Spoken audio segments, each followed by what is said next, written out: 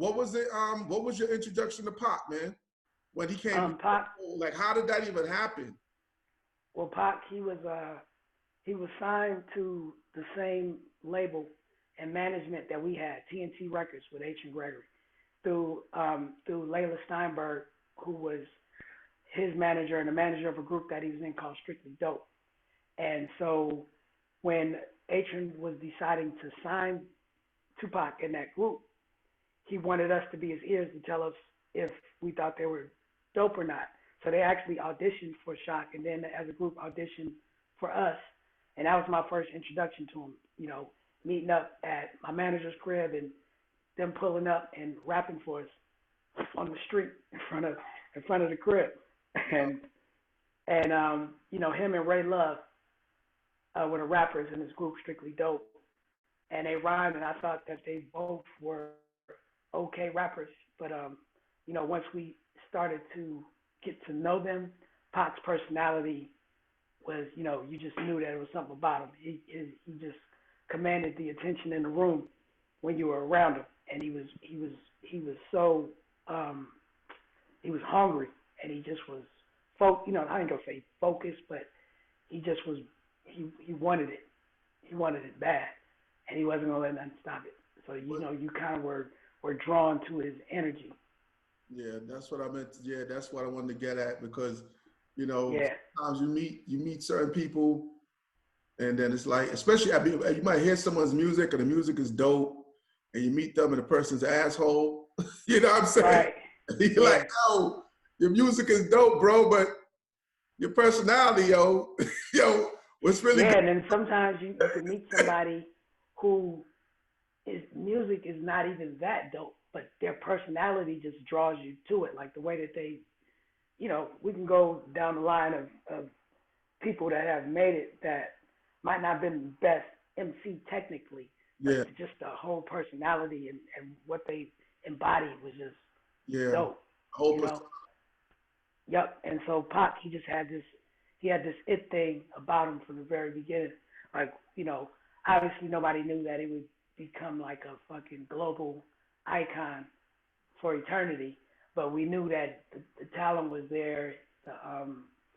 He definitely had work ethic like unlike anything I've ever seen, yeah, and he just was not going to be denied. Let me just say that. yeah. When did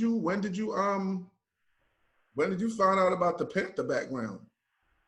Now, Well, is that something he wore on his sleeve, or was it like, how did that come about? You know what I mean? Like, you know, just in conversation, he actually had a song that Strictly Dope had called Panther Power, but you know, that's one of the ways that him and I connected is that, you know, my parents were in the Black Panther Party, actually.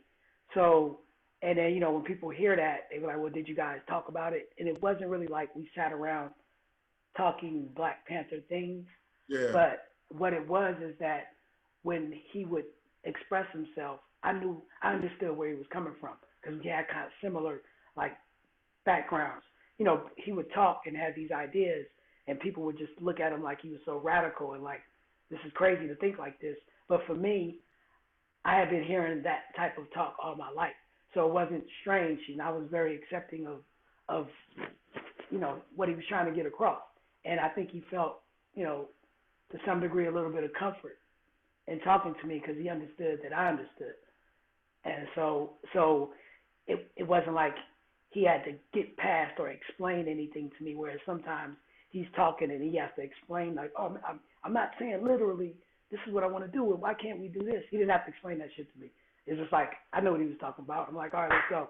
So we could move quickly to the thing that we were trying to do, as opposed to all of that explanation shit. You know, so that's what made our relationship work and what was unique about both of our upbringings. yeah, So, you know, I always have to say that because people, when they find out, you know, my parents were the Black Panthers, well, his mother, and my father became really good friends, you oh, know, through us because his mom was a New York um, Panther, and of course my dad was a Panther in Oakland. And what people don't know is that at one time there was actually like a East Coast West Coast beef within the Black Panthers. That was like the first East Coast West Coast beef, which was perpetuated by the FBI and COINTELPRO when they infiltrated the party. You know, they always pit us against each other, and that actually happened. So it wasn't like our parents were moving united. You understand what I'm saying? Yeah. Both were on different sides of the ledger, but at the end of the day, through us, they came together and they, you know, and it was beautiful, and they, you know, they became really good friends. And it wasn't like they were beefing before, you know, because they didn't know each other. But I'm just saying, you know, just because you were a Black Panther doesn't mean you automatically knew or was rocking with, you know, because there were different factions in different cities. And, you know, that's a whole nother episode if we really want to get into that. You know what I'm saying? That's going beyond time constraints. But yeah, you got to read my autobiography, man. I know a lot. Yeah.